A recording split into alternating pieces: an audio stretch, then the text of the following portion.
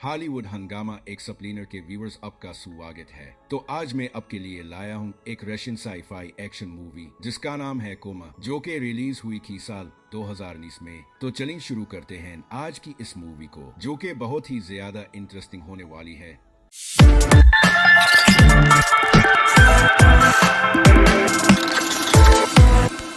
तो मूवी की शुरुआत में हम विक्टर नाम के एक बंदे को देखते हैं, जो कि एक अजीब से रोम में खुद को पाता है। और जब वो नींद से उठता है तो अपने सामने एक वाइट बिल्डिंग का डिजाइन देखता है और साथ में ही वो खुद की एक तस्वीर भी देखता है। और जब विक्टर की नजर ऊपर पड़ती है तो छत की दीवार अजीब तरीके से बदल रही थी। ये देख विक्टर डर के मारे रोम से बाहर जब आता है तो बाहर की दुनिया कांजरा तो इससे भी ज्यादा भयानक था। ये कौन सी दुनिया है और वो यहाँ पर कैसा आया, विक्टर को कुछ समझ नहीं आ रहा था, क्योंकि इस दुनिया में फिजिक्स के कोई कानून इस्तेमाल नहीं हो रहे थे। यहाँ पर मानो ग्रेविटी जैसे कोई भी चीज नहीं थी। कुछ बिल्डिंग उल्टी लटकी हुई थी तो कुछ हुआ में ती रही थी और किसी बिल्डिंग का स्ट्रक्चर तो अपने अब की बदल रहा था। और अब विक्टर जैसे ही आगे बढ़ता है तो इसका सामना एक बड़े किस्म के मॉन्स्टर से होता है। लेकिन तभी कुछ लोग वहाँ आते हैं और इसको मारकर विक्टर की जान बचा लेते हैं। लेकिन तभी दूसरे मॉन्स्टर भी वहाँ आ जाते हैं, जिनसे बचने के लिए विक्टर उन लोगों के साथ भागने लगता है। अब उनमें से एक आदमी सबको बचाने के लिए खुद को उन मॉन्स्टर के सामने सेक्रीफाइस कर देता है, जबकि बाकी सब भागते हुए एक महफूज जगह पर पहुंच जाते हैं, जहां पर विक्टर इस ग्रुप की लड़की फ्लाई से पूछता है कि ये कौन सी दुनिया है और मैं यहाँ कैसे आया और तुम लोग कौन हो। जिस पर वो बताती है कि मेरा नाम फ्लाई है और दूसरे लड़के का नाम फैंटम और हम सब कोमा में हैं और उन्हीं लोगों की मेमोरी से ये दुनिया क्रिएट हुई है और जिन लोगों के दिमाग में यादें अभी भी असली हालत में मौजूद हैं, उनकी वजह से ही ये दुनिया बनी हुई है। लेकिन जो लोग कोमा में जाने के बाद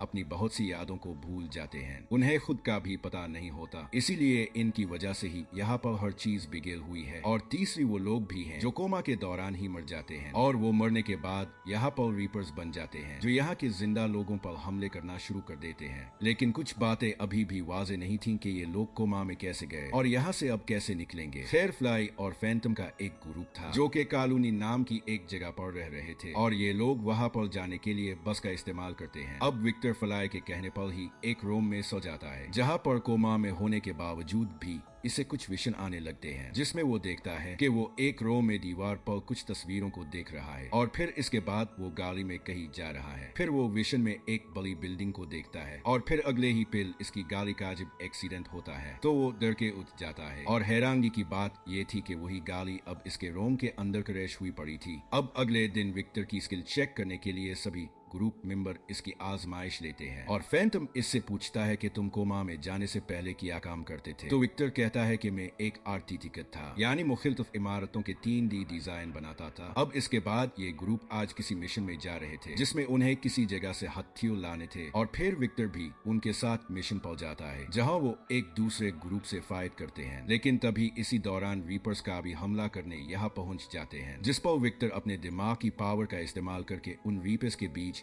एक दीवार बना देता है, जिसके बाद विक्टर दूसरे ग्रुप के साथ वापस आ जाते हैं, जहां पर इस ग्रुप का लीडर जिसका नाम यन होता है और वो विक्टर की बहुत तारीफ करता है और कहता है कि विक्टर, जहां हम इस वक्त रहते हैं यहाँ की हर चीज हमारी मेमोरी से जुड़ी हुई है, लेकिन तुम यहाँ वो वाहिद शख्स हो जो अपनी मेमोरी से कुछ भी नया क्रिएट कर सकता है। तो विक्टर, अब के ना तुम हमारे लिए एक नया शहर तामीर करो और ख्याल रखना कि तुम ऐसा शहर बनो जहाँ वो रीपेस ना आ सके। अब अगले दिन वो इस जगह पर पहुंच जाते हैं जहाँ पर विक्टर ने एक नया शहर बनाना था, लेकिन इससे पहले ही वहाँ पर एक बार फिर रीपेस आ जाते हैं, जिस पर फैंटम इस बार खुद को कुर्बान कर देता है, जिसको देखते हुए बाकी ग्रुप वाले यहाँ से भागने लगते हैं, क्योंकि अब फैंटम भी रीपेस में बदल जाएगा। अब इस भागा भागी की दौड़ में विक्टर जख्मी होकर नीचे गिर जाता है, लेकिन जब इसकी आंख खुलती है तो वो इस बार असली दुनिया में होता है, जहाँ पर वो विजन में अपने साथ फ्लाई को देखता है, जो कि असली दुनिया में इसकी गर्लफ्रेंड थी, लेकिन कॉमिक की दुनिया में उन्हें कुछ याद नहीं था। अब विक्टर देखता है कि वो फ्लाई के साथ अस्पताल में आया था, जहां पर इसकी मुलाकात येन से हुई थी, जहां वो बताता है कि मैंने कुछ एक्सपेरिमेंट किए हैं और मैं जानता हूं कि हमारे दिमाग में ऐसा कुछ नहीं है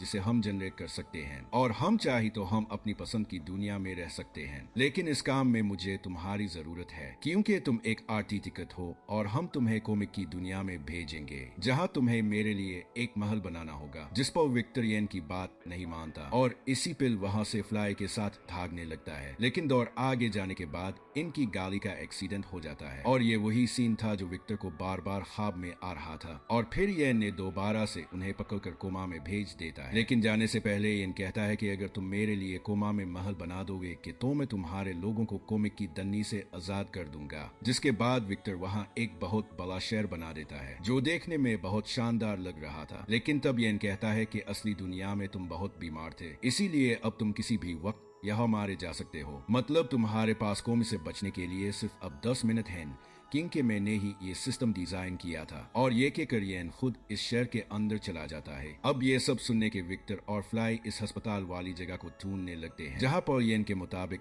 कॉमिक की दुनिया में भी थे। और अब अच्छी बात यह है कि उन्हें वो जगह मिल भी जाती है। लेकिन तभी वहाँ पर येन उनको रोकने आ जाता है। लेकिन तभी एक रीपे येन को पकड़ कर मार देता है और ये रीपे कोई और नहीं बल्कि फैंटम ही था। इसके बाद ये लोग इस रोम में पहुंच जाते हैं जहाँ पर पहुंचते ही इनकी असली दुनिया में आग खिल जाती है और उस तरह आखिर में सिर्फ विक्टर और फ्लाई ही कॉमिक की इस दन्नी से बाहर निकल पाते हैं, जबकि बाकी सारा ग्रुप वही मारा जाता है। और इसी के साथ ये मूवी यही पर खत्म हो जाती है।